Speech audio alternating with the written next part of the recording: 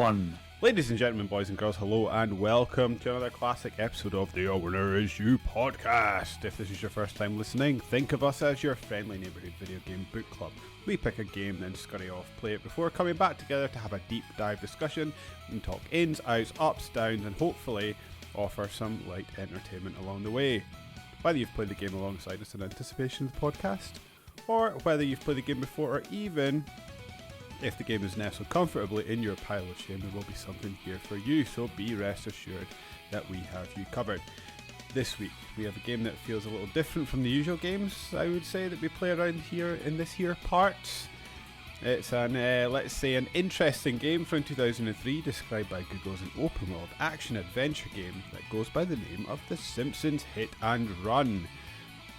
While that sinks in, and so you can get your ears accustomed to our dulcet tones, my name as ever is David, and sitting 78 miles across from me is my boulder to my Bronson, Mr. Alex Aldridge. How are you today, mate? Firing on all cylinders? You're certainly firing in some directions. Oh, yes. Yeah, I am. So if I don't seem as jovial as usual, dear listener, it's because I've hit my guts up for the last several hours. Resulting at one point in that I'd done what I would describe as probably a precursor to the end of times, right before the end of my shift at work. Was all ready to. I was thinking maybe I could still get to the gym, but I probably shouldn't go because that normally fucks my guts up anyway. Oh, does it? Running around, yeah, it does not do me many favors. But then after I had clocked out, I just thought, no, it's happening again. I can't go home yet.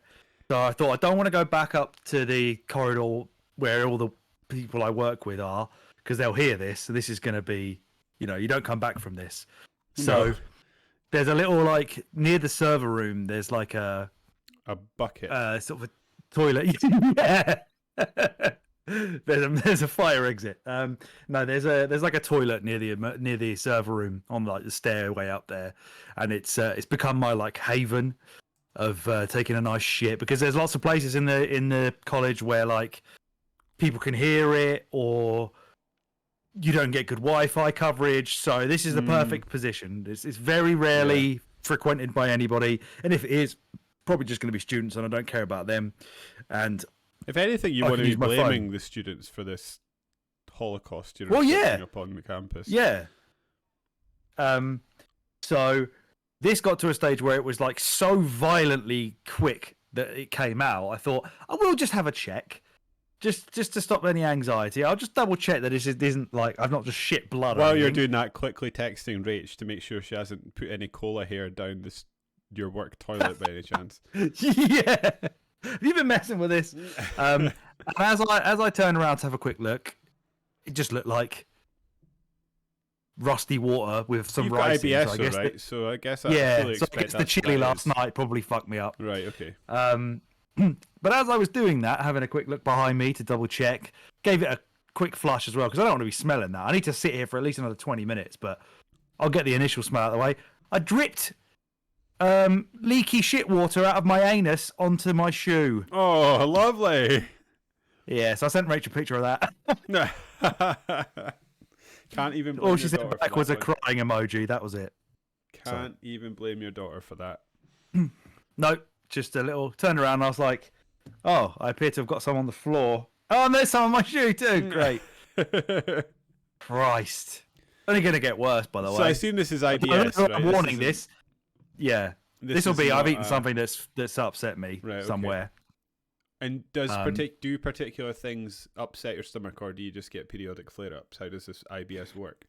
I've never been able to track anything directly to it happening. Okay. When I saw a doctor at one point when I had really bad stomach pain for ages, and one doctor kept being like, "It's IBS, mate. It's just IBS," and I was like, "No, it's not. It's worse." I eventually like forced my way into getting a colonoscopy or whatever, and I remember the gastroenterologist said something about like, "Oh, I assume you've like made a diary or whatever. You've done all of that stuff to see what kind of things affect you." And I was like, "Well, no, because I don't want to do that, because apart from this stomach pain that I suddenly have, I don't really care about having the shits. Like, I'll just eat whatever I want." And he was like, to be fair, and this guy was Indian, I think, and he was like, well, yeah, I get you. I'm Indian. Curry gives me an upset stomach, but I'm not going to stop eating that. So, what do you want to do about it? I was like, exactly. Where we are. Yeah, we just live with it. So, yeah, that's the end of that.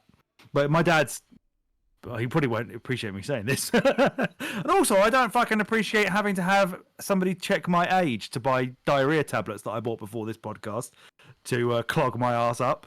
Why have I got to stand there and wait for a fucking teenager to come over and be like, They checked their age. You definitely look over 25, mate. Is diarrhea, like anti-diarrhea tablets, a known drug that mate, all the kids are doing it. Yeah, it's like they mix it in with their fentanyl or whatever it is. Was it Family Guy where they were going about licking toads? So yeah, maybe this is the. You just get some diarrhea tablets down, see how clogged you can get, and also mate, I was clogged for that a week, man. It was a trip.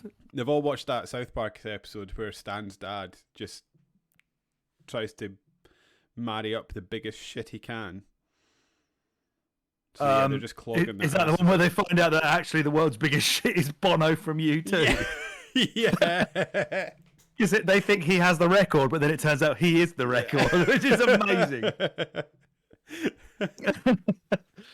Speaking of South Park and shit, you remember the episode where they tried to find the brown note?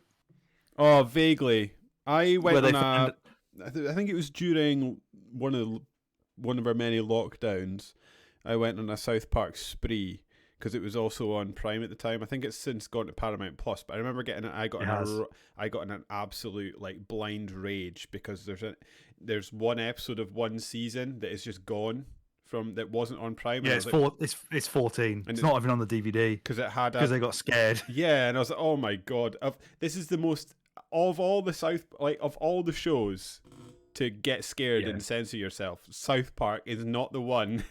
And don't forget the game. Yeah, I get the game. Yeah, we just had to look at a picture of that fucking guy, didn't we? Or when Chef got annoyed that they were making fun of Scientology, so they just absolutely butchered his character. So like they made him out to be a paedophile. Yeah, so like I got so angry, like so beyond what was like what is, I don't know, what's a necessary anger about that? I just like, oh, that's a bit shit. But no, yeah, I disappointment, was like, really. I was like so angry I couldn't think for about 3 days. Like it was just driving me around the bend that people were censoring themselves. I have a South Park DVD collection that stops at season 13 because I refused to pay them any more money after they got scared by that. Because it's so disappointing. I think I was so disappointed because I really like South Park. Me too.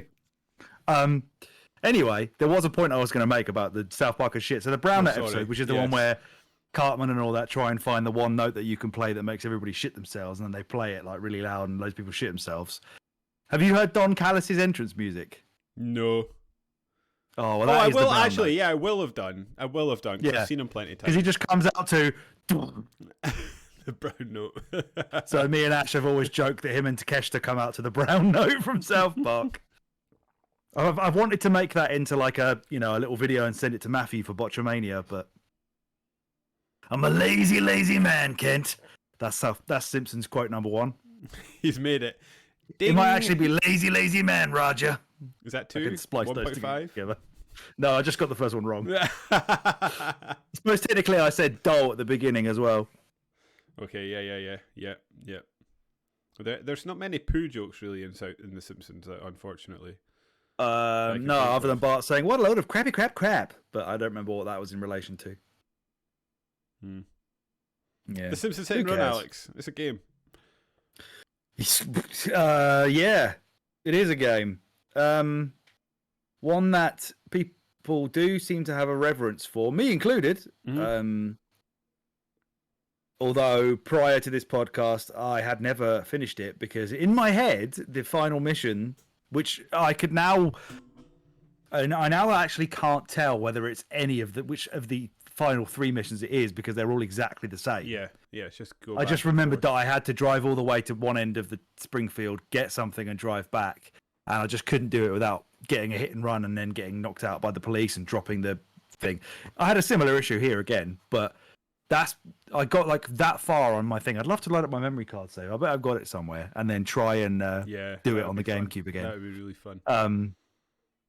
But I remember always liking it, kind of in spite of the fact that it was obviously developed at a time when The Simpsons was in its zombie Simpsons phase, which has lasted about 20 years at this point. And therefore the writers on the game were not the classic ones. They're not like John Swartzwelder or Conan O'Brien or whatever. They were, I don't know who they were. I didn't recognize any of their names. So I think what this game doesn't have in terms of humor, at least Simpsons quality humor, is a realization of the town of Springfield that is incredibly joyous to me, and so full of little references and nods, and just being able to drive around the town, which you will be doing, is the big selling point for this game. I think they've done like a game on PC before it called Virtual Springfield, which was effectively like one of those late 90s CD-ROM games that was just basically you got a CD so it could play some kind of animation on a computer, and you could click and it would go to a different part and you'd just watch something. Rivaling Encarta 97 as the early Windows users CD of choice. Did you ever have Encarta? I think it was Encarta 95 actually. Friends did. I didn't ever myself. My dad was he still is a bit of a techie, but he was a real techie back then. And I remember we got our PC quite early in the day, so he passed on the Amiga to me at that stage. And I used to watch this video about Maradona doing the Hand of God goal like over and over again on Encarta 95 on the PC, because it had like video. I don't know. It was just a video of some football. And I remember just learning about it. My team getting absolutely done. Let's just watch it over and over again. Yeah, doing over my country with flagrant cheating the year I was born. I must learn more. But yeah, this definitely is probably still like the only sort of fully Springfield-based Simpsons game where you have the entire city to explore. I know they did Road Rage before this. So this is a sequel, is it? Is it like follow up? No, it's more of a legal-based pivoting because having made Simpsons Road Rage, which I saw somebody make the funny point of the fact that you could swap the titles Simpsons Road Rage and Simpsons Hit and Run between the two games, and it would make sense for both of them. It doesn't matter which one is called which. Basically it works. Because Simpsons Road Rage is basically Crazy Taxi, in Simpsons cars, in a much uglier and I assume smaller version of Springfield. But they actually got sued. Sega sued or filed a lawsuit against EA, Fox Interactive, and Radical Entertainment, the developer, for copying because it was so Crazy Taxi. Yeah. So then when they came to make this, they were like, "All right, let's." Well, they didn't actually use any of their own imagination. They just played GTA 3 and went, "Fuck it, let's do that one then." And did. Except you don't shoot anybody. Oh yeah, that's no guns. You just mercilessly run people over who just have a go at you and say things like, "How'd you like a newspaper upside your head?" Which is one of the weirdest things to say in response to being run over I've ever heard. Yeah, like they're not equal punishments. They are not. Getting a newspaper if I wanted to run a guy over and I thought my only comeuppance would be a newspaper upside my head, I'm gonna go like. Just rev it in second gear up to like 60 and kill the cunt. Yeah, he's going down. I have to cut that out, aren't I? Yeah, he's going down. Anyway, how did you enjoy it in any way? I've been thinking a lot about how I even feel about this game, because I think I can't fully decide. I sort of enjoyed it despite itself, I think would be how I would describe it. In that, like, I sort of had a nice time playing it. It is a game that I don't know if this is important or not. Probably people don't care, but I don't have the reverence for the Simpsons that you clearly do. You are like next level Simpsons fan as far as I can tell, whereas I am your bog standard middle of the road Simpsons fan. I'll watch the episodes if they're presented in front of me. When I was a kid, I used to watch them while I was having my tea, like I think everybody our sort of age range used to do. And I did go in a period where I was collecting the videos for a while. Nice. And that's it. Yeah, but yeah, I do like them. Oh, I love it so much. At least that prime period of like season 3 to season 8. I don't include 9 in it anymore. I've gone off that a little bit, but that is some of my favorite things ever created. In fact, and I've probably told you this before, but in my sort of early to mid 20s, when I was waking up with existential crises all the time, this is when I was at uni, I think, as well, and I was like kind of alone sometimes at night. Yeah. I would like wake up in the night and be like, I'm gonna fucking die one day. Like, I'm definitely gonna die, but probably not before people I love will die, and there's nothing I can fucking do about it. And then I'd have to be like, right, I need to change this thought process. So let's put The Simpsons on, because that'll calm you down. And then I would always sit there and be like, can't watch The Simpsons when you're dead. Simpsons will carry on. Simpsons will exist forever. You fucking won't. Yeah, there's going to be a day where you'll watch your last ever episode of The Simpsons. There is, yeah. May have already happened. It may have. Yeah, so I don't know. I'll put it on my phone right now. I quite enjoyed my time with this game. When I've got my critics head on, if you'd say, is it a good game? No, I don't think it is that good a game. I don't think it's a bad game. I think it is just good. I think it's. I would say it's sort of it's mediocre. I would say, like, it doesn't particularly do anything. It really is. It doesn't really do anything wrong. But like, if you remove the Simpsons skin from it, it's not a game that I'd be having fun playing. I'm playing it because it's a Simpsons game and it's competent. Yeah. Whereas I think I found that it had like a weird vibe of like, I felt chilled, but it was actually frustrating. And like, it's like a mad game where you're just constantly like smashing around corners, handbrake turning as fast as you can go to a really strict time limits, usually failing. But I'm like, this is such a chilled out time. I'm just having fun in Springfield, but I'm not having fun. It's funny because like when it comes to Souls games and bosses and like crushing difficulty, I have a saturation point. I'll stick with it for so long, and then I'll be like, nah, I'm done. I can't be bothered anymore. But for some reason, when it comes to like racing in time attack modes, I will sit and bash my head against that shit all fucking day, quite happily. Yeah. And I don't know why that doesn't bother me, but yeah, I like the hard parts of the Simpsons races were like some of my favorite ones. Like, I just love trying to figure out how to game it in a way that would just let me beat it, or trying to. Yeah, I mean, there were definitely. Like, working out whether it was like, can I do this with this card? I need to come back later with a different car, and like stuff like that. I like that sort of stuff. It was just the sort of lack of any compelling narrative, and like I remember, and it was probably you that probably hit it to me, because I was like, it's fun. It's got that Simpsons charm, and you're like, it does it though, and I was like, no, it doesn't. You're right. Actually. No, because it just kind of makes the Simpsons annoying. Yeah. Yeah. But I would find that it was quite fun encountering characters. So like, I don't know. It's just that nostalgia thing, right? So like, I encounter who's that kid that it's Millhouse was fun. It's just like, oh yeah, there's Millhouse, and it was Ralph. Oh, I absolutely love Ralph. So like whenever you'd encounter him and you'd be like, he'd be counting down a race, I'd be like, oh, he's so good. Yeah. And he'd always say something really stupid, like, hi, Mr. Lisa, or whatever it is, to Bart, or... I assume like the best parts of this, they had just a lot of, I mean, I don't know if they do or not, like just like lines from the show that they were just firing at you. Is that what it was? Sometimes they were. Yeah, sometimes they were. Sometimes they were newer ones. What about the voice actor? You know something? He did say... Eat ass, asphalt. No, wait. Eat asphalt, asphalt eaters a lot. Because that really fucked me off over and over again. Because Bart and Homer said it.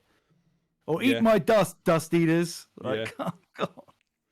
Jesus Christ. I know there was a lot of lines, but... It was just sort of good at throwing stuff at you to make you remember classic episodes. Like, I think when you start one of the first missions you do, it's like, sort of chucks Mr. Plow at you. And I'm just like, oh yeah, I remember that. And then you have a little giggle for Yeah. yourself, and then you go off and You can go buy Homer and his moo. Yes. Yeah. The car that he designed with his brother later on in the game. Yeah, that I have a Yes. little air freshener of. Yeah, it was just sort of my like car. it was just sort of like watching a game that was just going, remember this, and I was like, yeah, I do. It's then I do it's the kind mission. kind of like in a much less competent way what the Smash Bros games have done in recent years, isn't it? Where it's just like chuck a shitload of dudes at you with all the then it will just update the soundtrack of the game with like 40 tracks from whatever character they've just included. And you'll go to the museum and it'll be like, look at all these, and here's a sticker book, and here's all this other shit. And it did, yeah, because there's like 70 vehicles in this game, and obviously most of them have relevance to the show. I'd have liked them to lean more into that actually, and like just like, so if you're going to be a game of this type, just like have collectibles and make me collect stuff, and then like unlock stuff like you're saying, like a book that you can sort of complete and collect. Yeah, and it would just sort of remind you about all these little nuggets of goodness that the Simpsons had to it. I don't know. Yeah, and I guess in a way it kind of does that, because most of the time you're just trying to find the coins to then buy a car or an outfit. Or an outfit, which is from classic episodes. Yeah, you're totally right. Like or you're finding those cards. cards. The big one that I kind of noticed with that. Like everything you were buying was like stuff that was like when she was a policeman, when she got sent to jail, and yeah, you're totally right. Yeah, and then you're collecting the cards, but they just don't really do a lot. No. So you're just looking at them when it always had like really weird quotes, and some of them when you're reading the card description, like I remember some of the quotes were like so long, the text was scrolling for ages to actually get to the joke. I was just thinking like, what? Picked a different line from the show or something. What is happening here? But yeah, it's all that stuff that they chucked in it. I do appreciate. It's just as we're saying, like it's kind of wrapped up in a very repetitive game that doesn't have the top talent of Simpsons writing staff involved, and is therefore just nowhere near as funny. And the narrative, as you said, that the narrative, not only is it not really compelling, it seems incredibly like either disjointed or invisible. I got confused about the Bart situation, because Bart, so you're Homer and then you're Bart, and then at the end of the Bart section, he appears to get abducted by aliens. And then the next one, you're Lisa and you're looking for Bart, and I was like, oh, he's obviously been abducted by aliens. She's trying to find him. And then you're Marge, and she goes into his room, and there seems to be like some sort of imposter Bart there. No, that is Bart. He's just speaking weird because he's drank the Buzz Cola. Okay, because I assumed imposter Bart, and then you're Bart again, and I was like, wait, I thought he got abducted by aliens. What did I miss? So he obviously comes. They find him when he's been chucked back to Springfield, and then he's talking gibberish. So they take him home, and then somebody finds out. I think it must be Marge. Finds out about the Buzz Cola because she goes knocking in all the vans, gets the Buzz Cola thing, takes it back to him, and he's like, "Oh yeah, no, that's what they used to control our minds." And then he sort of snaps out of it, and that's when you play as him again. Which I hate that you play as him and Homer again. I don't know why they couldn't just put you as like Moe or Wiggum or something, just like anyone else. Yeah, although I will say, I did not. I did not enjoy being a poo at all. Like he had a weird double jump. Like that he was like a Yoshi double jump. When he spins his legs. I did not. Oh yeah, but he did do a great elbow drop. He did for his double jump move. He did. I probably was amongst the people that got really wound up by the poo getting cancelled. Although I completely understand that if you're from that part of the world and you've heard him talk about working in a corner shop and stuff all your life, that may have portrayed your people in an unfavorable or stereotypical way. I understand, but or you're upset. That I think, like, I don't care. I always thought it was because it was Harry. It was what's the guy's name? Oh, it's a white guy that does an Indian accent, right? Okay, yeah. But I mean, to me, I don't know. That it's hard, isn't it? Because he's acting, right? So he's an actor. So that's what he's doing. He's acting like he's an Indian person, which should be allowed. I mean, well, this is the thing. Is like I get confused about why it's not allowed, because it's like when people go, "Oh, he's not Scottish." do you know there's plenty of Scottish actors that can do it? And I'm like, I get it, but also it's acting. Like, nobody's angry at Leonardo DiCaprio for pretending to be that guy in Titanic because he wasn't. Well, he was meant. Was he Irish in that? He's supposed to be. Yeah. So like, I don't get it. I don't get that. I just can't get my head around. I would need someone to, without getting carried away, like genuinely explain to me the problem with that. It's a Hank Azaria. I could see. I never really thought they actually treated Apu in a well, again, I'm basing this off of the Simpsons that I watch and like, not the shit stuff that's happened in the last however many years. I never really felt like they made Apu out to be a bad person or a stupid character or a real massive stereotype. He was actually quite savvy, and he was probably always making Homer look stupid. But I understand if Indian people find it offensive and lobbied enough executives or whatever to get rid of him, then whatever. That it is what it is. So is he not? And if you look at this, no. I don't think so. Anyway, I can't remember what the resolution was. Either Hank Azaria is not doing it anymore, or Apu's not in the show. It just becomes a dangerous precedent to set, like where you draw the line of offence. Like, but I guess just get annoyed at Flanders because he's not. Maybe he's actually. In my memory, I don't have an intricate knowledge of each and every episode, but in my memory, Flanders is presented as a much more gullible person than Apu ever is. Yeah, like the way he lets Homer treat him is abhorrent, actually. Yeah, that's true. And they definitely mock Christianity a hell of a lot more than they mock anything to do with Apu's religion. But the documentary that came out about it, called "The Problem with Apu," to be fair, is really well sort of thought out. So there is maybe something. The guy's coming at it from a love of the show as well. Mm-hmm. And I can understand, times change. Us as Englishmen, or British people, white British people, aren't the people who are allowed to be annoyed by it, I guess. But the point I was going to make is, if you did have a problem with Apu, the way he is in this game would not have made you feel any better about it. If anything, this game portrays Apu a million times worse than the show ever did. Constantly playing like sitar music and stuff on his radio, constantly making him talk about stereotypical Indian things all the time, like, I am a Vindaloo machine, or whatever it is that he kept saying. Like, they really just hammered in Indian stereotypes and then looped it every time you took control of him. So, if you had a problem with Apu from the show, then this is 1,000 times worse. But I understand he had to be in it because he's the one who was selling the cola and he felt bad. But in terms of the story that I was going to say earlier, it's like, sometimes they would talk about the story, and sometimes the characters would talk about what's the overarching plot about aliens and shit. But other times, it would be like, you'd have a mission, and I don't know, you're Bart, and you had to get away from Skinner or something. You'd do the mission, then it would end, and it would be like, drive over here. But what? Why? What am I driving over there for? I felt like that happened so many times. Like, it would tell me no reason for what I was doing, and I'd get there and it would be utter bollocks. Like, the thing I had to do for the person I got to would be nothing to do with the story. It would just be some bullshit. Bash a car. And the Skinner stuff, it's like, my brother's gone missing and you had to just drive Skinner about. Yeah, it's like, at least Lisa's one, most of the people she spoke to, she was like, where's Bart? And they would either mug her off or help her. And she would continually repeat the line of, I need to search for Bart. This is stupid.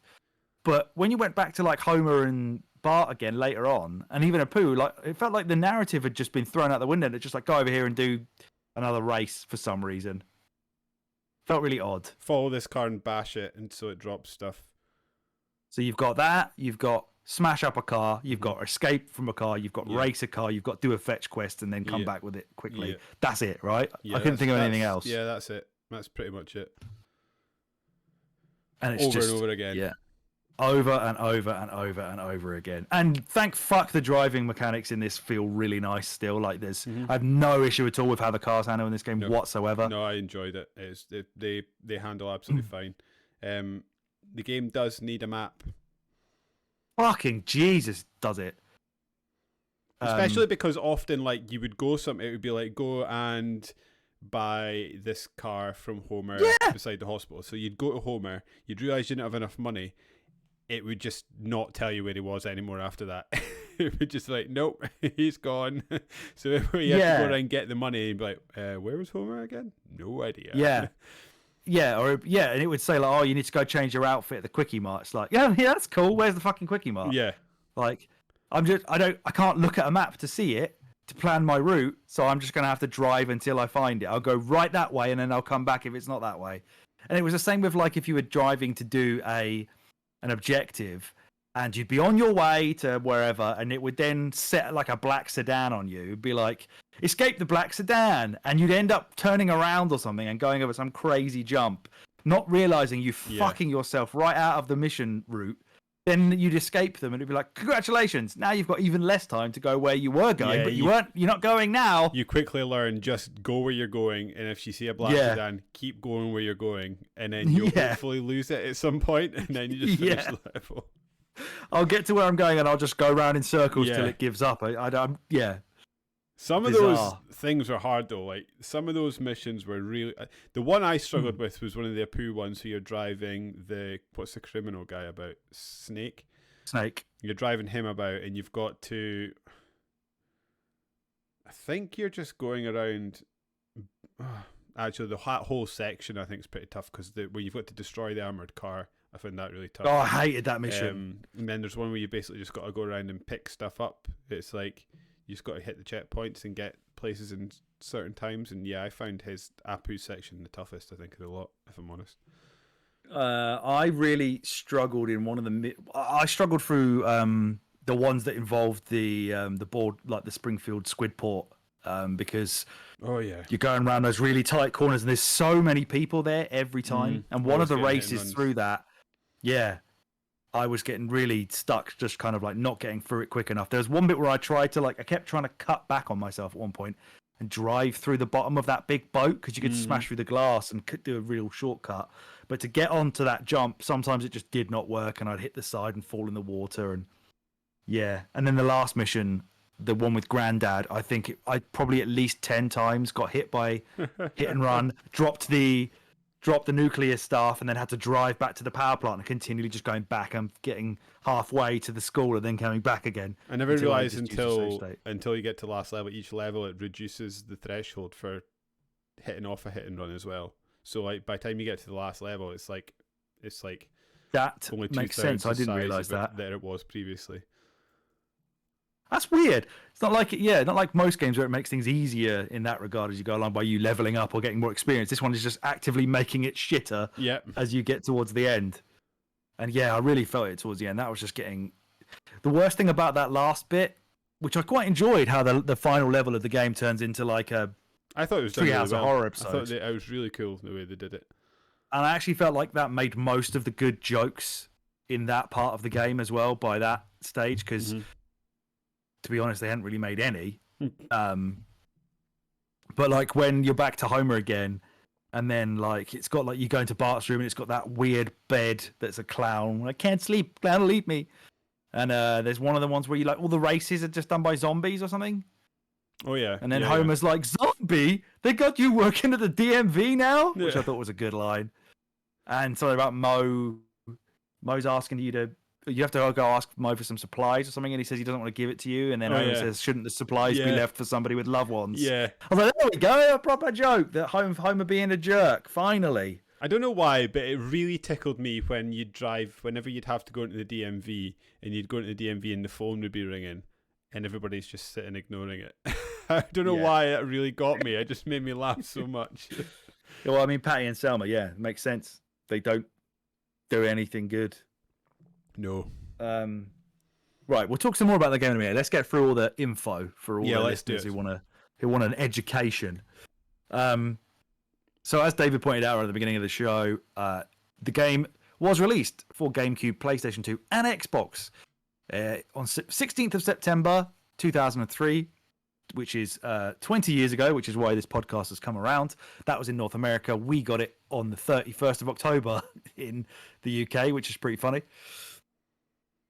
It was released in November on Windows as well, which that version I do believe may still be playable, but it's a lot of ball ache to get it done. I was really struggling to actually get a version of this working until I figured out what was wrong with my Dolphin emulator for the GameCube one.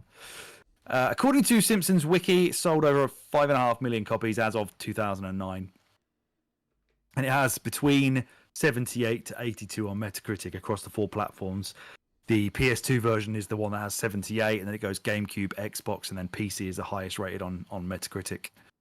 As I mentioned earlier, Radical Entertainment were the developers of this and had previously made Simpsons Road Rage, but Sega sued them for it. So they pivoted towards being more like Grand Theft Auto 3 for this version, which had just come out, and they were all really excited by, as the entire industry was, I guess, at that point. Mm-hmm. Apparently, even internally, the developers referred to the game as Grand Theft Auto while they were in development for it. We also touched on it earlier, but all the character voices in this game are supplied by the actual cast of the show. Some of the series writers as well wrote the entire story for the game, including the dialogue. But as I said, they weren't the A-Team because they didn't exist anymore. They were all on Futurama by that point. Does have loads of original voice samples, obviously. This got some one-liners from the show. Some of the dialogue from Road Rage was reused as well. There's a really funny story about the fact that you can kick people and like punch and kick people in the street. And they didn't put that feature in the game until kind of late in the development when they suddenly realized, right, let's make it like a GTA game where you can actually get out of the car and explore Springfield. And I am glad they did that. There were like a real small amount of missions where it kind of made you jump across rooftops and stuff, which I quite enjoyed. But that also carries with it a caveat of if you weren't doing the missions where you're out on foot, most of the time you're on foot would be to climb up stuff and find the wasp cameras or the boxes, and they repeated every time you did the levels again, no matter if it was level 1 version of the original Springfield or level 7. I always found that like all the wasp cameras were in exactly the same place for a different character and stuff. Did you find that? That's a good point, actually. Yes, probably. See, like, well, I know where there's going to be a camera because it's going to be on top of the Quickie Mart in that little Paul McCartney garden, and there he is. Got it every time. But anyway, so yeah, when you're out on foot, there are some very basic attacks that you can do. And apparently the developers and playtesters found it really funny to kick Marge as Homer when they were playtesting it. But they made a rule in the development team to never, ever kick Marge in front of Matt Groening if he was there to look at the game. Why? But apparently, just in case he got really upset at them for doing something that he wanted to, like, no, you can't. You know, unless he got all George Lucas on him and was like, you can't kick Marge in this game. Like, I'm not having it. You're ruining my IP. I didn't give you that license to be violent towards my characters or whatever. But according to the game's producer, his name is John Melchior. He said as soon as Matt Groening picked up the game, the first thing he did was kick the crap out of Marge. He literally kicked her down the street from their house to the Quickie Mart. So... Is that why? So I googled Simpsons Hit and Run before this podcast. To have a click about, and if you look at images, one of the first images is just Marge getting the absolute shit kicked out of her Bible. Yeah, it might have been his footage of him doing it. That's mad that he's obviously had these characters that he's created for so long. He's just fed up of it or whatever. That's just his inner turmoil coming out. Like, what have I done? I'm never escaping this. Take that, Marge. So.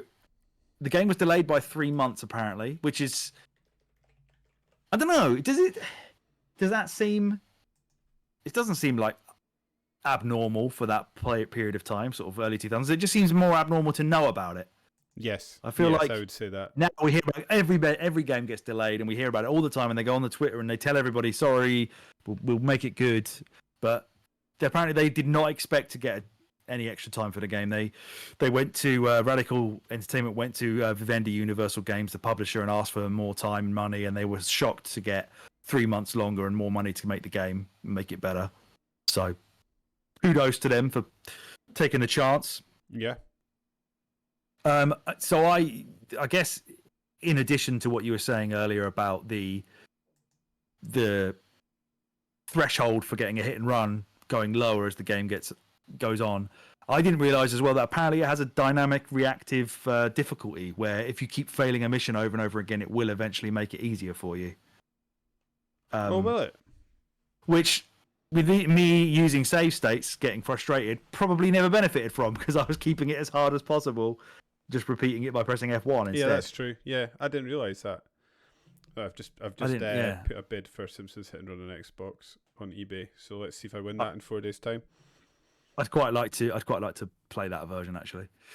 The last little factoid I have is that there was supposed to be a sequel for it. The Radical Games developers were actually apparently really excited to make like a bigger game, and they wanted to have like more interactivity with the world, less linear missions, more unique traits for each character rather than just them all being basically the same with the same sort of attack. But Vivendi, the publisher, decided that they didn't want to renew the Simpsons license because it was like the cost was too high, and they also didn't want to keep making Simpsons games. They were kind of done with it at that point. And then I didn't realize this, but in 2008, Vivendi merged with Activision to become Activision Blizzard because Vivendi had bought Blizzard's parent company Havas in 1998. I didn't realize that. I didn't know that either. No. Yeah. And apparently also the developers at Radical Entertainment said that they actually would rather not do Simpsons as well. They wanted to work on some of their other IPs. So they subsequently went on to make Incredible Hulk Ultimate Destruction, which is supposed to be really good actually. And they also made the prototype games. Remember those ones on 360? Yeah, they're not bad. They just got, I'm sure they had their lunch eaten by a game at that point. Can't remember. Yeah. Well, any open world game at the time, really. They're it came along at the same time. 6 out of 10s. Did it not come along at the same time, or like sort of roughly the same time as the Infamous games? And Crackdown as well. Crackdown. Mm-hmm. Yeah. Apparently, the second prototype game failed to meet sales expectations to such an extent that Radical Entertainment was dissolved by Activision at that point and has never been in existence since. So they done fucked up. Yeah. But yeah, that was my notes on the game. As I said, I think the setting is fantastic. I think Springfield is brilliantly imagined. It's just the story and the humor that doesn't land the way that it never did land. I remember even when I was when I was a kid 20 years ago thinking, this isn't very funny. Like they're not saying Simpsons stuff that actually makes me, they're just saying like, they're just saying 2000s era video game shit, but it's the Simpsons actors saying it. It's the same as like if you play, I don't know, Tony Hawk's Pro Skater 4. It's a great game, but if you go and speak to somebody who gives you a task in Tony Hawk's, they just say like one line and it's terrible. Yeah. Bam will be like, "What up, dude? Go do a 180 gnarly off of that ramp, bro." And then you'd be like, "Oh, okay. They paid you for that? Okay." Yeah, it kind of felt like this. I do get the nostalgia of these things though. Like, I was trying to think. Yeah. There's plenty of other games where it's fun just to sort of exist in the world, and it's like remembering what it's like. I mean, the South Park Stick of Truth games are in Fractured Butthole. Well, not so much that one, but the Stick of Truth is fun just to sort of wander around the places and say, "Oh yeah, remember that," and then it's like I'll chuck jokes at you from the show. Again, although that was genuinely funny. Yes, I was going to say this one doesn't quite hit those highs, but you're right. It is quite. There's something comforting about being in Springfield and just going for a drive around and seeing all the places you recognise from the show. Totally. Yeah, and it's a. I don't know if this is offensive or not to the game, but it's a pretty good podcast game. Like you just sort of stick your podcast on and drive. And for the most part, you can take in what's going on. Considering they're apparently claiming that the license for The Simpsons is too expensive, money's too tight for steak. They really didn't like push the boat out in terms of the soundtrack, where soundtrack is perfectly fine. Some of the songs are quite nice. Lisa's will be at the beginning of this episode because I think that one's really funky. Mm-hmm. And I liked how it was kind of like each person's music was sort of like related to them. and how their character is. Like Marge's one really sounded like a Tom Jones song because she really likes Tom Jones. No Bleeding Gums Murphy that I saw, unless he's hidden and I just never came across him. No, he's probably dead. I was by that point. really expecting to. Oh, does he die in the show? Does he? Or Yeah, the actor dies? He dies in the show. Okay, no, There's a whole episode missed about that. Lisa where he dies, and maybe no. and then no, she sees him in the sky, and he's like, she's playing yeah. sax with him. I do sort of remember that. Yeah, okay, I have seen that. I should have known that and But- deleted it because I was just like, oh yeah, I'm assuming he's going to appear at some point. And then he just didn't. I was like, oh, he feels like a gaping maw with a missed character. Well, there you go. Now you know. Dead. Indeed. Yeah, but like the key thing, well, not the key thing, but one of the biggest memories that people have from games like GTA or whatever the early ones is the radio stations, right? And it just felt like a real missed opportunity that you've got. You know, the Simpsons have released CDs of the music from the show that I own, obviously. Why not have like all those songs playing through the radio on a cycle and have some funny adverts? You could have Troy McClure adverts. You can have again, the actor of that guy's dead, so maybe they couldn't do that either. I don't know. You can also have the news anchor just speaking like he's got a radio show as well as being a news anchor, like that happens. Yeah, exactly. Get a bit of Kent Brockman on the air. Yeah, that's the one I was thinking of. Yeah, as long as he's had his Danish, he'll be up for it. I assume, Flanders' wife is dead by this point as well. They kill her as well, don't they? They do kill her. Maybe she was dead by this point. Yeah, maybe. That's when that was when it was in real early sort of beginnings of the doldrums of what it is now. Oh, really? But where like Flanders then goes on like dating things, and they talk about like how he's got a massive dick and he's totally ripped and stuff, like really weird, pointless shit. You're right. But yeah, I did think that like why we not got like proper Simpsons songs in this game? Yes, or at least like some sort of radio station where you can change the one track that keeps playing. Absolutely, and you're totally right as well. Like there's so many characters like they've missed. Like they could have done, instead of doing Bart and Homer twice, you could have had like Krusty is one that also could have been missed out. And there wasn't much Itchy and Scratchy stuff going about that I can remember seeing. Don't know if there is actual Itchy and Scratchy cartoons in it, because I think I missed that, but I think there are. Okay, I just missed maybe if you touch the TV in the house, it on the TV or in Bart's room or something like that, maybe. Yeah, because in the I think it's in the Quickie Mart, you can go and play the Larry the Looter game, which is in, I don't know what episode it is, but there's a game that Bart plays where you play as a criminal.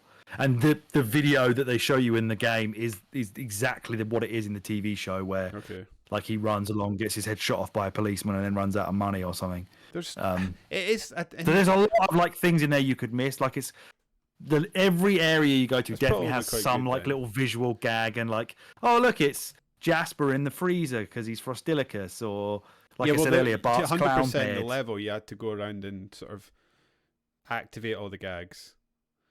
I never really figured out when I was doing that. Is that when you get a coin as a reward? Is that when you know you've done a gag? Basically, if there's something you can go up to and press, well, it was Y for me. Basically, go up to and interact with. Yeah, that was one. There is a distinct, like, there's a weird focus, and maybe this is just my lack of Simpsons knowledge, but like, there's a whole section of the game for Snake, for example. There's very, very little burns. Like he's not anywhere near enough. He's a pretty prominent character, and they just you have to run up to him a couple times. Same with Smithers. There is bloody office with the million trapdoors, which at first I was like, it's got a trapdoor like in the show, but that was just really annoying. There was no way to figure out where the trapdoor was. No. But yeah, you're right. I guess maybe because he does have a car, but he doesn't really drive. I guess Snake was in it because Snake has Little Bandit that needs premium, dude. And he was in it for that reason. And Apu's kind of had that fash sort of sports car in the show as well. So maybe that's why they were in there. But who else did they have to talk to? You had to talk to Chief Wiggum a little bit as Lisa, didn't you? Mm-hmm. To search for Bart. As you said, you got Skinner involved. You got Comic Book Guy a couple of times, which I can't remember the relevance to that. Professor Frink was in it a lot. Krusty was quite near the end as well. When you go down to his studios, isn't You it? got to go to studios. Yeah, I was also thinking there while you were talking. I guess there's like some, like if you were talking about like remembering a lot of the big gags. There's probably a lot, especially like themed episodes in The Simpsons that maybe they wouldn't be able to do because they are riffs on actual IPs. Does that make sense? So like there's a Simpsons episode with the dome over Springfield, which is just ripping from Stephen King's The Dome and stuff like that. So like there's a lot. Yeah, they do a lot of that. There's a lot of stuff that they take from pop culture. Anyway, True. much like, but then South Park does that, and it's still funny in the game. Yeah. Yeah, it feels like a missed opportunity. South Park made a game about them ripping off Lord of the Rings in that one episode. Yeah, so, you're right. They really did. Yeah, I don't know. It just feels like it. Like I say, I didn't have a terrible time with the game. I enjoyed it. It feels like a fairly big missed opportunity to do something for like the big fans like yourself. And maybe that's just talent, right? I mean, like, yeah, comedy's hard, and maybe the people that had the job of doing it just didn't have the chops to do it. Unfortunately, it's nobody's fault, I guess. Yeah, I guess, like I said, they're at a stage of The Simpsons where they weren't the original writing team. They were a much newer group when the show was not at its apex or really anywhere near it. So yeah, and I guess it's unfortunate that it came out and was able to be realised in that way at a time when The Simpsons was no longer as good as it was at its peak. Yeah, and the one I keep thinking of, South Park's game did, I guess. Yeah, and Trey Parker and Matt Stone worked directly on. Well, they wrote the whole thing. Yeah. So, and they tied it into that current season TV season that it was released in. They did. Yeah, you're right. They did. I guess that's both good and bad. Like, unless THQ had gone bust, we may never have seen that game because it was at Ubisoft that bought it. And basically had to give Trayson and Matt Parker like a crash course, video development course, because they were just apparently holding up the development so much and being so obstructive that they basically had no other time to make a video game. Yeah, and then that sort of streamlined things and they're able to get the game. Because I remember that game was having lots and lots and lots of delays. It was just... It really did. They didn't know... They were obviously inadvertently being quite obstructive to the game coming out, yeah, because they just wanted it to be perfect. But they also didn't know how to make games, allegedly. Yeah. Well, in a way, I guess I'm glad that they were involved with it because it did turn out far better in terms of a piece of a show than this did. But it's just a shame that no one's really tried to do anything with the Simpsons license since then. And if they did try and do it, it's not really going to be worth having anyway. The Simpsons game that came out a few years later on 360 largely went ignored because it just wasn't that great. Which one was that? That's the one where you get an achievement for pressing start. That was just called The Simpsons game. It was on 360. So the Simpsons game... That was EA. I never played a huge amount of it, but in my sort of circle of friends, the Simpsons game that really struck a chord was the wrestling Simpsons game. I remember my friends playing a lot of that. That's bizarre because that is notoriously one of the worst video games ever made, and not just Simpsons ones. That one and Simpsons skateboarding are like right down in the deep trash pile of gaming history. Yeah, I don't know. It feels like we're just probably never going to get the good Simpsons game. I guess this is the one that it's always going to be. This is the one, and the only thing we're going to get is if a fan does a proper, remaster of it or whatever. Several people have been out there trying to do. Like that one guy, I can't remember his name now, but he's like hand animating all the cutscenes again. I doubt he'll ever get that done. And then there's another guy who I think has done a full mod for it that does actually work, but I couldn't really tell what that did other than sort of sharpen it up. Okay. They've not done anything drastic like this other guy's doing, where he's really trying to go into every asset and make it look more like the show, because some of the character models in this definitely need that. Lisa's especially is like nightmare fuel. She looks so weird. Yeah. With a fully 3D spherical head with just little triangles coming out. It just looks awful. I don't really know what else there is to talk about in this one because there's so little. I mean, I guess in the pantheon of licensed games, it's got to be in the top 5. I assume that would be a fun podcast. I wonder what best licensed games. We could probably give that a whirl at some point. Yeah, that would be a fun one. I mean, South Park's got it for me, is certainly in there. The GoldenEye. the Lord of the Rings game. Yeah, That would probably be in there as well. What else have yeah. I got? Try to look behind me. Have I got any licensed games going about? Oh, the most recent Harry Potter game, perhaps. That's the one for me that when we were talking about earlier on, you were saying how it just sort of tickles all your nostalgia buttons, being in Springfield and exploring and being able to go around and see all the things. That, like, the recreation of Hogwarts in that recent Harry Potter game was just unbelievable for Harry Potter fans. Yeah.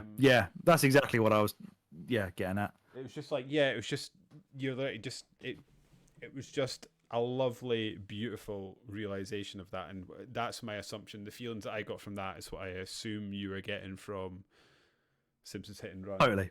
Yeah, like I said, everywhere you go in the game, there's something going on in the background or whatever that is a reference that I would have had some sort of enjoyment out of. It's just, that's a visual thing, and then the actual writing and the comedy and the acting of it was nowhere near as good as it should have been. Star Wars, I guess, has got quite a lot of good ones. The Warriors. The Warriors. I did say GoldenEye. I did say I GoldenEye. was too busy peeking around. Yeah, the Warriors is another one. We spoke about that recently, did we not? Was it you? Yeah, because I want to play it. Because I'm going to get it on the original Xbox. I've never played it. Yeah, that's one we need to take a look at and see if we can be bothered playing it for a podcast. Definitely. Yeah, there are. I suppose there are. Castle of Illusion is a good one. Yeah, that's probably quite a good old school Mega Drive one. The Aladdin one, brutally difficult, but nice. I've got into arguments before with people on other podcasts when talking about licensed games, because they're sort of saying like, well, FIFA's a licensed game. It's kind of like, how do you distinguish what is and what isn't a licensed game? It's feel. At that point. I mean, that's the only way I can think to say it is it's a vibe or a feeling like. Yeah, I mean, that is a licensed game. I guess if it has a license from some other IP, then technically speaking, and I don't get this is why I'm trying to describe it as a feeling. Technically speaking, yes, it is. Is it in the spirit of what this discussion is? No. Yeah, exactly. NBA Jam is a licensed game or whatever. I suppose, and then again, because even more into that, I remember I was arguing with one guy. He was basically saying a licensed game is only one that is relevant to a specific like piece of art that was created by like in that IP, like has to be an actual Batman film. Arkham Asylum, no, is not a licensed game. Spider-Man 2 on the PS2. Exactly that. Yeah. Right. Okay. Yeah. You just picked two great games out there, by the way. Yeah. So yeah, it's an interesting argument, I guess. Or maybe it's not. Maybe it's just childish, silly one that's not worth having. I don't know. That's the whole point in having these. Making lists and coming up with parameters to be able to operate within is fun. Because I can get that. Because you're right. Like, technically speaking, FIFA and NBA, they are licenses. They're not what we're talking about if we're talking about licensed games. And actually, then if you're talking about that, like other licensed games, like the Spider-Man games, they're not based on anything specific. But so then the Simpsons Hit and Run, a licensed game by that metric? Probably not. It's its own thing, right? Yeah. It's not based on any actual story from the show. It's not based on the film. If you start doing that, it becomes much harder. I mean, GoldenEye. Yeah. Toy Story on the SNES. Aladdin. Yeah. We're not having the Lion King in there. That's horrid, that game. No, that game sucks.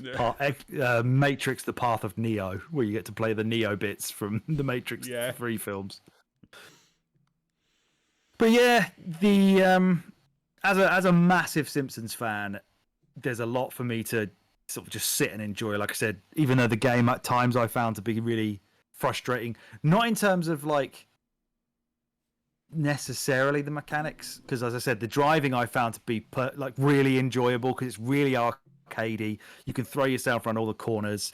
It's quite fun, like zipping in and out of tight corners, and they did do some quite creative stuff with the track design by the end when you're doing races and things, like having you go over massive jumps and come back on yourself and go under things and over things. That was quite fun. But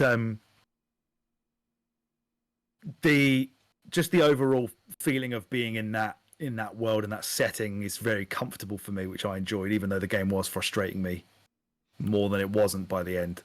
I guess for me, like, and it just feels like such a missed opportunity for me, because I totally agree with you in that the mechanics of it are fairly solid. And like some of the platforming I found quite irritating. Like there was one. Yeah, well, the camera's dog shit. That's probably Yeah, why. the camera's awful. But like actually just driving, because for all intents and purposes, this game is ostensibly a driving game. So like if I remove the platforming aspect of the game and just look at the driving mechanics, solid, really fun to interact with, and the recreation of the world is again solid, fun, largely well made. I just don't think they filled it with enough interesting things. Like the first section of it, really good, and then they just repeat it 4 times. Yeah, no, 7 times. 7 times. Yeah. And there's like we spoke about earlier. There's like 4 different mission structures. It's a game from it. I don't want to be overly harsh in that regard. Like I think that's a massive negative for me.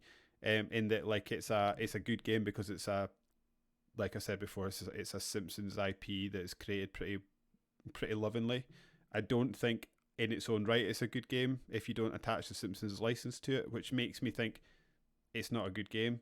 But I don't want to be too harsh on it because it's from an era in which licensed games, to bring that up again, tended not to be good. So like from licensed games of that era, it probably is one of the better ones. So it's both. And to be fair, frustrating open and a world missed games. opportunity. Yeah. Yeah, open world games from that era weren't very good. No. I guess, because if you look at, I mean, even if you look back at the old GTA games, they're all GTA largely 3 going to be repetitive. GTA 3 was groundbreaking in its time and pretty awe-inspiring for me, actually. But when you go back and play them today, they're clunky messes that don't actually have much variety to them. I've recently, even GTA 4, recently played through that, and that is obviously a much later, well, a few years later game. I was going to say much later. It's not much later, but even that, like, what propelled me through that game is actually getting attached to the main character and then seeing the main character be put in ridiculous situations and how he responded to the ridiculous characters and situations he found himself in. Like, the story wasn't great and the actual mission structure was pretty bad. It was drive here, shoot these people, drive here, shoot these people, drive here, pick up this pickup, escape from this person. Again, hail this person, blah blah blah. Very similar to what we're talking about here, and there's like 4 or 5 missions that just repeat on a loop. It's easy to forget now because how varied and big and expansive games are that was actually the norm. And now that I'm talking to you about that, I'm maybe feeling a bit more positive on the game, thinking that actually most games were like that back then. I mean, are they not like that anymore? I mean, let's think about, I don't know, Far Cry 4. That has a lot of scope for experimentation, but realistically, the missions are all the same. I've just played Final Fantasy 16 and finished that. All that game is you go somewhere, you listen to somebody talk, and you're going to end up in a fight. Even the Yakuza games, which I absolutely love, and to be fair, they are filled with mini games, and they are propelled by excellent writing and funny stories and gripping drama. But everything that happens in a Yakuza game is basically going to end up with you fighting someone to resolve the conflict. You're right. Unless it's a podcast game, and if you're making one of these games, unless you end up being a podcast game, it is what propels you through these games largely is having a core fun gameplay loop of like 5 or 6 things you do, plus a story or characters or something that is going to grip you and drag you through. Because again, like GTA 5, actually, much of the missions are very similar on loop. It's just, for me, I just absolutely adore that story. Yeah, you're right. David, are all games shit and repetitive? Yeah, I feel I was at when you were is speaking. Every video game bad now? I was like, oh no, let's not pull this thread. We're just about to ruin video games for ourselves. That's it. It's over. I mean, whatever you think of video game wise, like there are very few games, and ironically, I actually think that if we were to sit down and look at it, I'm pretty sure the Simpsons game by EA is incredibly varied, but none of it's good. Yeah. But most stuff you're going to play is just going to repeat the core thing, isn't it? Over like Resident Evil, whatever. Yeah. All it is walking through, shooting a zombie, opening a door, find a key, do a puzzle, shoot a zombie, open a door, find a key, do a puzzle. But there was just something about this where the scope was higher. The scope was there for more comedy, more people to interact with, more characters to play as, more stuff to do than just drive. Like, nothing was played out in a way that set up a situation for being in any way elaborate. It was all just like you and one person talking and one person saying a few lines of dialogue and you going, whoa, I better go do what you're asking then. And then you go and do what they asked. There was no like setup. In fact, this game has 2 cutscenes with Bart where you see giant things like the Truckosaurus what? Yeah. and the T-Rex. Is it? You don't get to fight either of them. No, you just look at it and then he drives away. He'd look at it, drives away, and then with the T-Rex, he trips over a plug, which makes the T-Rex explode. Yeah. Well, I'm glad the cutscene fixed that dilemma that could have been fun to play for me. What Cheers. did you think? I actually meant to bring this up and I totally forgot. What did you think about the cutscenes? Because it's like the actual game looks closer to the TV show than the cutscenes do, and I found that quite jarring. I was like, no, this is like a 2D sort of cartoon. Just this is one moment where you can get away, save money by instead of sinking money into rendering these assets that are clearly quite expensive. Just make it look like the game. It would have been better and less jarring to me. I completely agree with that, because although people might suggest that, it needs to be the same as the in-engine models so that you don't get, I don't know, as you say, it doesn't feel like it's a jarring experience, but nobody is going to complain if you have actual animated Simpsons cutscenes by proper animators that looks like the TV show. Which is why that guy is hand doing it himself, because he knows that as well, that it would just be better. Because, the cutscenes are terrible. It just looks so ugly, this game. And I've never thought that the game looks particularly great. Luckily, the source material is such that it doesn't need to be fully like it's totally fine. A sweeping vista like in Breath of the Wild or whatever. But the character models, especially, I think, are the worst part of it. The actual setup of Springfield's totally fine. You don't really need to do any more than that with it, unless you're gonna make it a fully hand animated open world game like, I don't know, get the guys from fucking Cuphead to do it. Yeah, there is as much as I was moaning about the lack of a map. I do want to say though that there's also something quite.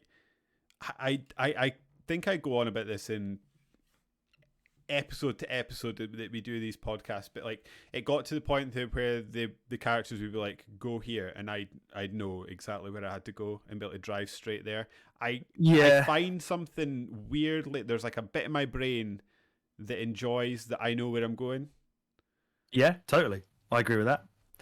I mean, the mini map is there, and it does obviously have the dot that sort of says like, go that way if you want.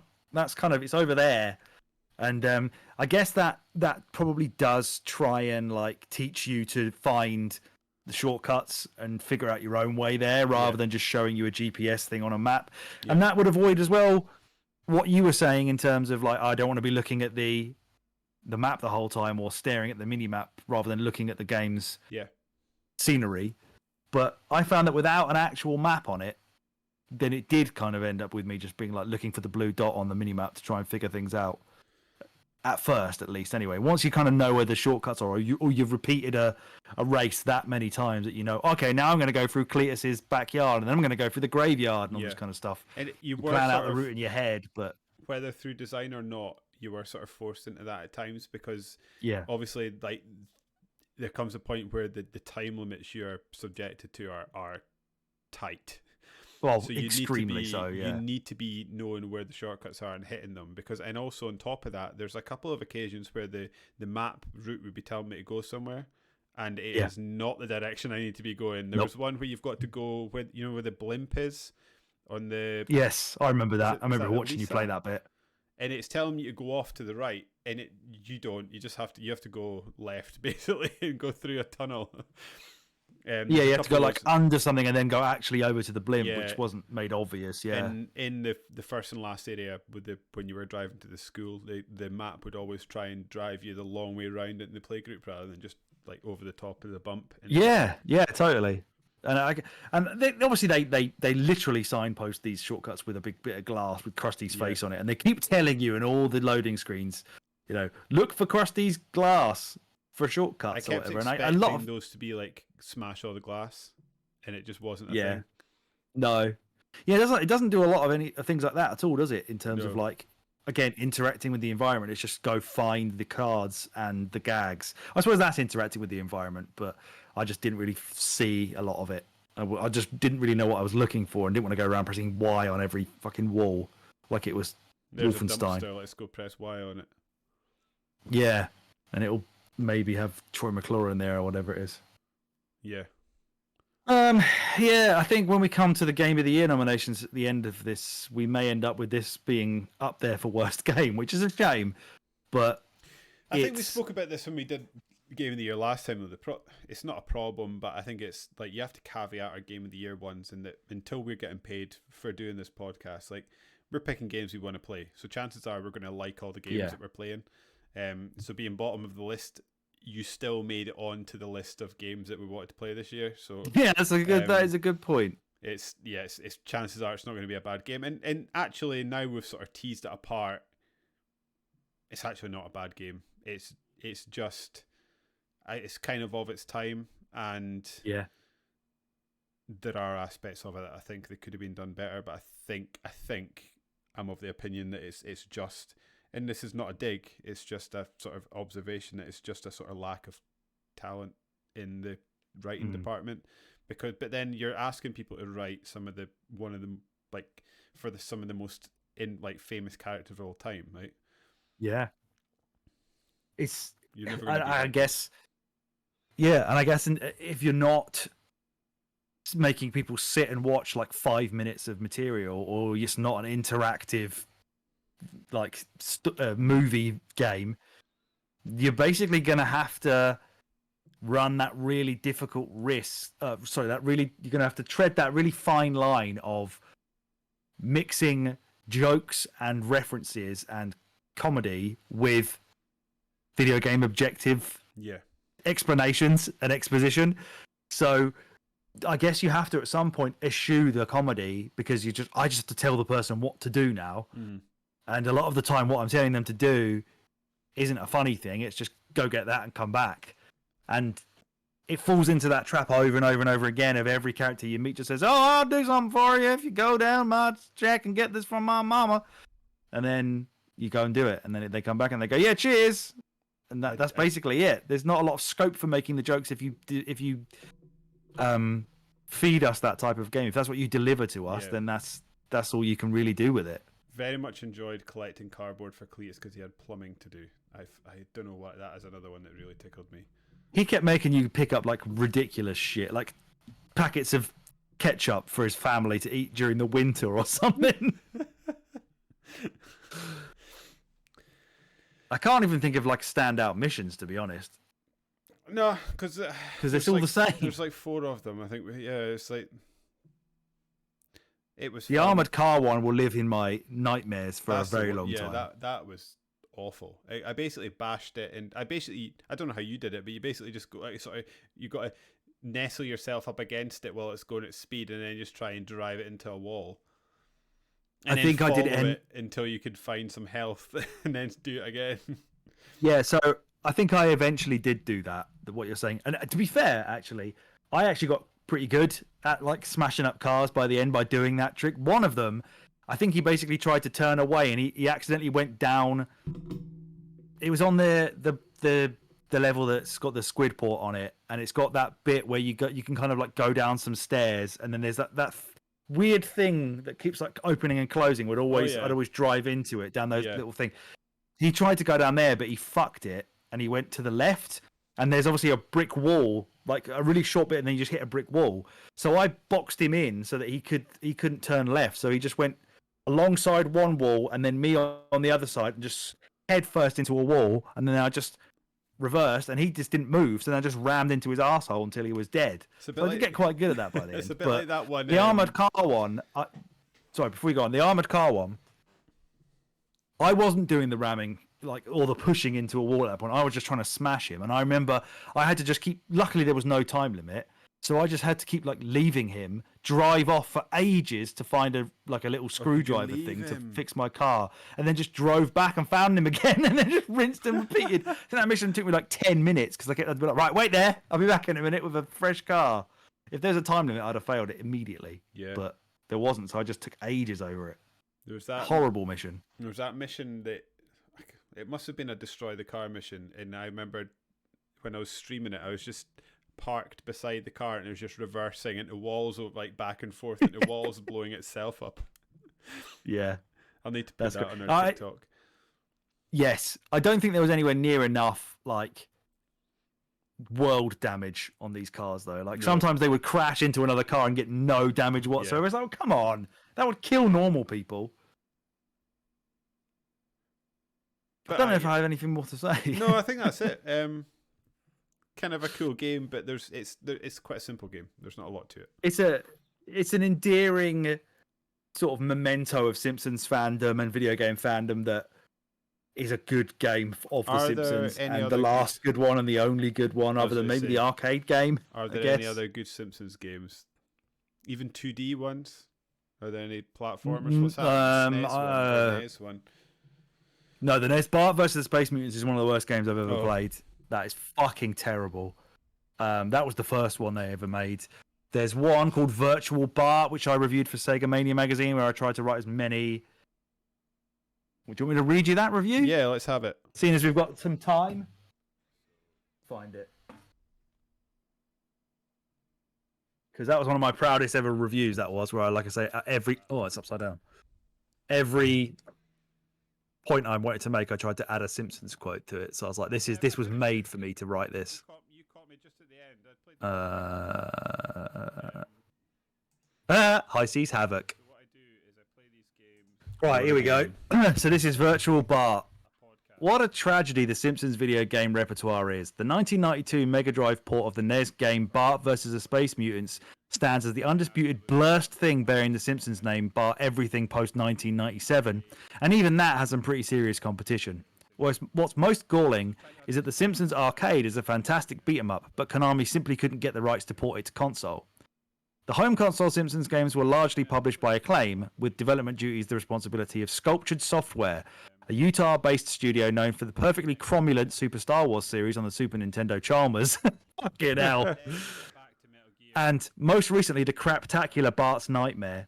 They return to attempt an apology with Virtual Bart. Don't expect them to improve things here, but if it'll make you feel any better, I've learned that each Simpsons game is just one crushing defeat after another until you just wish Flanders was dead.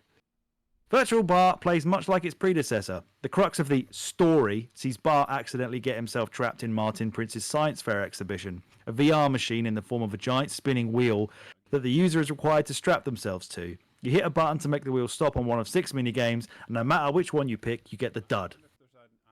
Pig Bart sees you controlling an annoyingly slow porcine version of Mrs. Simpson's baby boy running about a factory trying to avoid becoming a steamed ham. And I call them steamed hams despite the fact that they are obviously canned. Pig Bart's movement is slow and cumbersome, which doesn't help when you have to rescue other pigs using levers and jump over evil clowns. Bart says to not have a cow, but this pig sure moves like one. No idea where to go and no speed with which to get there make Homer something. It's just shameless. The next minigame, Dino Bart, sees the spiky-haired Hellraiser take the form of the one thing that money can't buy, a dinosaur. Anyone disappointed with how slowly Pig Bart moves will have no such issues here, just the complete opposite issue. This is perhaps the fastest, slipperiest, most inaccurate platforming you've ever experienced. It comes complete with a host of buggering little buggers throwing assorted shit at you as you climb up a seemingly endless number of rocks. Dino Bart is not a bad minigame. It may be frustrating, repetitive, clunky, a bad minigame, but it is not a porn star. But you getting all these references? I'd say less than half. Baby Bart is perhaps the least fun thing in the entire game. Bart wants to escape his bedroom and chase an ice cream van by swinging on tree branches in what can very loosely be called platforming and very accurately be called accidentally dropping a baby out of a tree to his death. I barely got past the first few trees as it's so finicky to get right, so I hope that when the little bastard eventually gets to the next ice cream van that it's actually selling chili. Red hot Texas style chili. Class picture sees Bart trying to lob tomatoes at his classmates and at least provides the closest alternative to being able to eat up Martha, crossed out, beat up Martin. That's a really bad joke for audio. I actually did the best at this one, despite it being almost impossible to accurately calculate how far Bart's going to throw his tomatoes. Even when it looks like you've stopped the power meter right on the intended target, it'll go flying past them. Maybe a mini game that requires gauging a depth of... Hang on.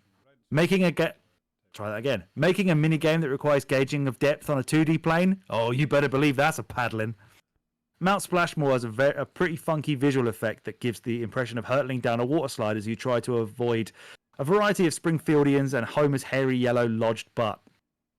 You're frequently given a choice of left or right tunnels on your way to the bottom, but there will be a direction that ends in unavoidably flying out of the slide with no conceivable way to have predicted if you were going to get plummeted to your death or not.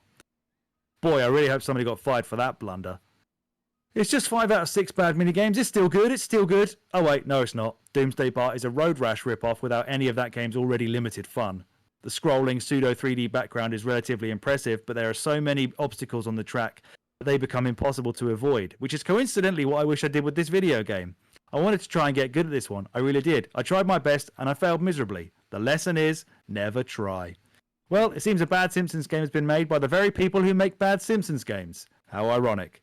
I don't apologise for hating this game. I'm sorry, that's just the way I am. Despite the game being an absolute classic, I don't believe there are any good Despite the arcade game being an absolute classic, I don't believe there are any good Simpsons games on console. Am I so out of touch? No. It's the games that are wrong. Man, that's good. That is some good-ass reading. Holy shit. I never will top that for as long as I live. So that's... no, there are no good Simpsons games, other than the arcade game, which did briefly come out on the 360 and PS3, but then they fucking took it away. Was there ever a kart racer? That feels like a game that would get a kart racer. I mean, an IP that would get a kart racer. I guess it could well have done something like that, right? But they basically did the racing stuff with these two, this one and Road Rage. Yeah. I think Road Rage will be all right. But if you copy a good game like Crazy Taxi, then it probably will make a good game. Other than that, though, I can't even remember what other ones there are. I remember this one called like Bart versus the World, which is fucking horrible. It's just like more mini games again. I think there's several mobile games because I remember googling this before. Tapped Out is obviously wank. Yeah, no, there's nothing good. Nothing good. This is by far the best, and this is like a pure 7 out of 10 for me. Maybe a 6.5 or 6. Have we got coming up next, Alex? We're about to enter another themed period of the Winter. We are. It's getting into spooky season. We're almost in October, so it's got, which is quite funny given that Summer of Resi is the summer series, and then when we actually get to the horror season, we're just like, nah, no Resi for us. Yeah, which we discussed. Avid listeners of the show will know that we've talked about Parasite Eve 2 being on the docket for Spooktoberfest this year. It's not anymore. Fell off today, in fact. I had some second thoughts about that and decided that apparently because it's a bad Resident Evil clone and not as good as the first Parasite Eve, that even though I may still enjoy it, we've done enough Resi-style tanky shit for 1 year, which we're probably going to say every year because we do Resident Evil every summer, but whatever. Yeah. So next up, for the first part of Spooktoberfest, which we're hoping to have 4 parts this year, and maybe even 5 if we do a draft, is Layers of Fear. I am actually really looking forward to this one. I was looking at gameplay today, and I am in. It looks really like it might be fun, and also it's just sort of feels fresh. It feels like something we've not played. Probably, it looks like it's maybe got Alien Isolation, slight vibes to it. It looks more like that kind of horror. It's mostly like puzzles, isn't it? Mm-hmm. Yeah, maybe it's not. It's just that I saw a lot of hiding from things. But this is really? Bloober Team, the people that made the first ever game that we covered on a Winner's U, wasn't it? Was it? I thought the first was the first not BioShock? Was it BioShock the first one? Maybe it was the second one then. First new. But they did make the Medium, which we fucking hate. Yeah, they. But I think is this not the series that people got really excited about Bloober Team about? Yeah, it is. Well, I mean, So- they're doing the new Silent Hill, right? Which is what people said Or they should have done. they're doing the from- Silent Hill 2 thing. Yeah, which is what people should have So- said they should have done in the first place. But then after the medium, people went a bit cold. They're like, maybe not. Maybe these guys kind of suck a little bit. But we'll find out. Okay. So apparently the definitive version is on the Switch. For Layers of Fear. Yeah, definitive port for the Nintendo Switch entitled Layers of Fear Legacy was released on 21st February 2018, and it features in addition to the Inheritance DLC, Joy-Con touchscreen and HD Rumble support. Fuck. Good job, it's payday soon. Maybe I'll do it on the old switcheroo then. Yeah, that's maybe a shout. Sit in the bed next to Rach and shit my pants with the lights It's nearly down. payday, so I think I was saying I would like to get away from this desk for a while, so I might get it on Xbox and then play it downstairs, or I might just move my PC downstairs and play it on Steam because it's already in there. Yeah, you've already got it. Yeah. Don't forget to save your money for the Glasgow I've thing got as well. a pot in my Monzo account for that. Been putting money away for it, so we're good to go. I've been selling video games to put into my pot for it on eBay. What am I up to now? Let's see what I've got up to from selling games. £260. How do you get your picture on the Facebook for? Is it Sore Thumb? You know how they do Big Hitter? And then I they don't hold know it- because I spent a lot of money in there before, and I'm kind of Yeah. annoyed they never gave us that belt. Yeah, I wondered if it was like £100 in one go. And I'm not sure They- we did that. We did like over £100 in like 3 stints. Yeah. I sold Mario Superstar Baseball on the GameCube for £125 the other day. Amazing. These people not realise there's a Dolphin emulator. Like, I think I said this to you. I think it was I said this to you where I've like decided. No, I said it to Ash that my retro game collecting now has to come down to things that like I will still need to own to play, aka a DS or 3DS game, or something that's not that great to emulate like original Xbox, which is why I'm doing that, or things for sentimental value, so N64 carts, Yeah. or Resident Evil games that I've started collecting. So I said to him, like, it's really funny that after I figured this out after I did that Game Eye, setting up on my collection on Game Eye, I realised I had like 600 games at a value of well over £10,000 and was Oh like, my Jesus, what have I done to myself?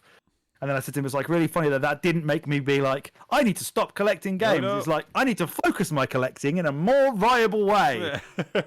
So now I'm selling games to then go buy more games that I may actually play, rather than Yes. games on the GameCube that I can just play on Dolphin. So whoever it was who bought Mario Superstar Baseball off me for £125, cheers, but you're a mug. Thank you, Mr. Minus Superstars Baseball Man. Yeah. And that brings So yeah, us- that's up next. Yeah, that's up, Oktoberfest. yeah, sorry, we didn't say it. Layers of Fear Layers- is the next Layers of Fear. And we've got some other horror games coming up as well after that, and potentially a horror video game draft in the style of the sports game draft, which I won. Just Oh, about, did you? I think, in the end. one. Yes. Yeah. I think I won the Twitter poll, and you may have won the Instagram poll, but by less, Okay. I think. Well, that was 50-50. So I got... oh, yeah, that's the one that Annie, David's girlfriend, voted for me. Did me. I think should be struggling to even tell me what those games are. I wonder if there was a reason why she did that. Is there anything on there that you think she saw? She was like, fucking Windjammers, this guy wins. Big time. No. I know it wouldn't actually have been Windjammers. Obviously, that was I'm a... trying to think definitely not. Yeah, I'm trying to think of the games that she maybe would have seen. But yeah, that's I was worried, to be honest. I'm happy to die on my sword for that, because I think I was looking at your list and my list, and I think the only one... I mean, I think... what does that say? Made up sport, I could go either way on. I could probably go either way on motorsport selection.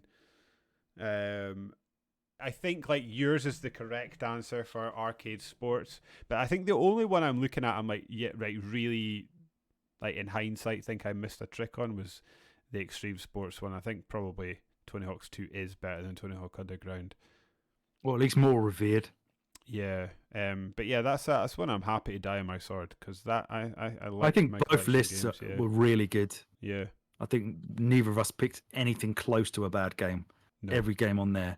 The closest to a bad game on there is probably track and field, or Track and field, like, probably. Yeah. probably Wayne Gretzky if people don't like it. Yeah. Compared to an proper NHL game. And I don't know. I really don't know what that track and field on N64 is like, compared, like, or how it's thought of, I guess, in terms of like versus the probably original not on the great, PlayStation or whatever. But yeah, that would be the one I played, so that's the one I picked. Yeah, but we're probably going to try and do a horror one of that as well, so that should that'd be quite fun. Yeah. And I suppose that brings us to the end of another episode of the Winners You podcast. If you liked what you heard, and even if you didn't, why not give our numbers a bump by subscribing to our podcast on your podcast feed of choice? Or if you prefer to imbibe your podcast in a visual format, you can head over to YouTube and search A Winner Is You podcast, where you can subscribe to our YouTube channel. If the podcast isn't enough for your bi-weekly to weekly dose of A Winner Is You chattery, you can also follow us on the website formerly known as Twitter at Winner Is You Pod, and you can even send us an email to tell us how wrong we are about our gaming opinions by writing to awinnerisyoupod@gmail.com. Alex and I also have not Twitter. I'm at David Smiley1. He is Super Thrillix, respectively. And I've also marked here, because I keep forgetting that we also have TikTok. So head over there. I don't know, is TikTok a website? Is it an app? I don't really understand it. Search for Winners You Pod and we will pop up. Alex, have you got any housekeeping, or is it time to get out of here? What's your most recent or upcoming Video Game Hall of Fame topic? The one that we just did was the management sim. Okay. Which was won by Steve again. He's far and away the winningest, as Americans would say, member of the thing. I think he probably should have expected to win with Theme Park. I think if you're going for a broad audience. Yeah. Whereas Rob not being allowed to pick an actual specific version of, being made to pick a specific Football Manager game rather than having the series kind of screwed him there. Yeah, probably. And the next topic we're going to be recording, I think on Thursday this week, is games we did a 180 on. As in didn't like then liked, or liked then didn't like? Yes. Well, it'd be kind of weird to do it the second way around, which I said to myself as well, like, listeners could write in about that, but if you got a game that you liked and then didn't like, then why would it go in the Hall of Fame? But My biggest 180 is probably Mass Effect. I hated that when I first played it. I absolutely despised it. Mine is Bloodborne. I traded it in and bought it again after I watched Game Grumps play Dark Souls 3. That's a good shout. I did that with Oblivion. Played that, thought, I don't know what the hell I'm meant to be doing here, and then traded it in and then thought, oh, no, I get it. And I went and bought it again.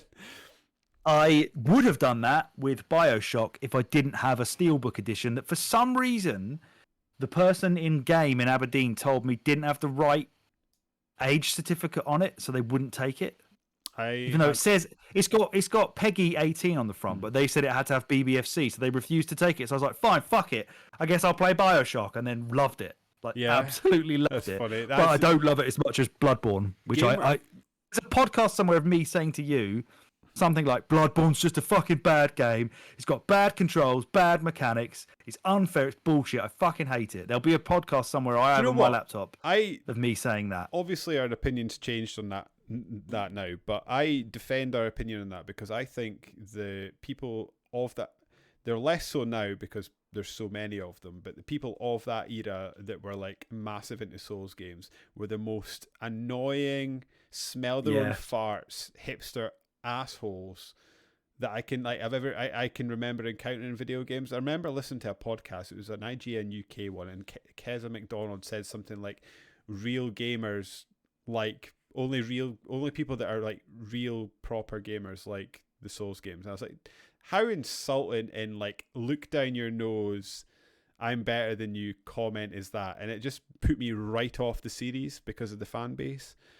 So she wrote a book about that in the end, and it's so self-congratulatory at the beginning of like how she was one of the first people to play Demon's Souls in this country and review it, and she was talking to other people from America about how to do this part and how to do that part, and she was a big pioneer of why it's big in this country. It's like, oh my god, maybe that's true. I don't know. Maybe we're just it is. jealous of Maybe, her. no, I don't know. no. Maybe that's true. It's not jealousy. I maintain that the sort of rhetoric of people that sort of were in on the ground floor of those games was so off-putting. The get good stuff, which we laugh about now, but that was dickish at the time. That is not how you ingratiate people to liking what you're doing. Yeah. So Bloodborne will be my pick. Oh, you may well win that one. Surely. I would. Yeah. I'm the worst in terms of wins. I've got 3, I think. And Steve's got like 6. It's like 6-5-4, and then me, I think, or maybe even 7-5-4. I don't know. I'm getting my ass handed to me. It's not good. I've had fucking Zelda games not win and everything. Just bullshit. Do what I did, like pick the list you want to live, pick the game you want to live, and then you don't care. Like I'm looking at like that one we just did. I'm looking at that list. That was a good list. I don't mind losing. Yeah, that was a great list. Because like let's quickly look at what's lost for me. Right, Mario World didn't get in. Right, one of the best Pac-Man games of all didn't get time. in. Classic. Yeah. I mean, God Hand. Yeah, that was a bit of a hipster choice. Chrono Trigger didn't get in. Lost to Shenmue for fuck's sake. Donkey Konga. Yeah, fair enough. I that's my own fault. Outrun 2 didn't get in. Hades didn't get in. Advance Wars, Wind Waker, Elden Ring, Monkey Ball. All of those games did not get in the Hall of Fame when I brought them up. That's a fine set of games. Yeah, and the ones that I have got in, that lost to Sonic 2. I mean, that was our first episode, and we were coming out of being a Sega podcast, so I guess you reap what you sow in that regard. But the ones I have got in, I got Mario 3 in. I've got Bayonetta. That's it.